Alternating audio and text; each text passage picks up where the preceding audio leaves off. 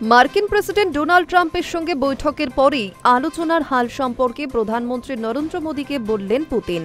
আলাস্কায় ট্রাম্পের সঙ্গে তেল, বাণিজ্য ও ইউক্রেন যুদ্ধ নিয়ে আলোচনার সব কথা মোদীকে বলেন পুতিন। খোদ প্রধানমন্ত্রী নরেন্দ্র মোদী সোশ্যাল মিডিয়ায় এক পোস্টে সেই কথা জানিয়েছেন। এক্সের বার্তায় মোদী লিখেছেন, ধন্যবাদ বন্ধু, প্রেসিডেন্ট পুতিনকে ফোন করার জন্য ধন্যবাদ। তাতে তিনি আলাস্কায় প্রেসিডেন্ট ট্রাম্পের সঙ্গে আলোচনার ভিতরের খবর দিয়েছেন। ভারত প্রথম থেকে ইউক্রেনের সঙ্গে সংঘর্ষের শান্তিপূর্ণ সমাধান চায়। ভারত সব দিক থেকে এই কাজে সমর্থনের হাত বাড়িয়ে রেখেছে। আমাদের মধ্যে এভাবেই সম্পর্ক ভবিষ্যতেও বজায় থাকবে, আমি এটাই চাই। উল্লেখ্য, রাশিয়ার কাছ থেকে তেল কেনায় আমেরিকা শুধুমাত্র ভারতের উপরেই 50% অতিরিক্ত শুল্ক চাপিয়েছে।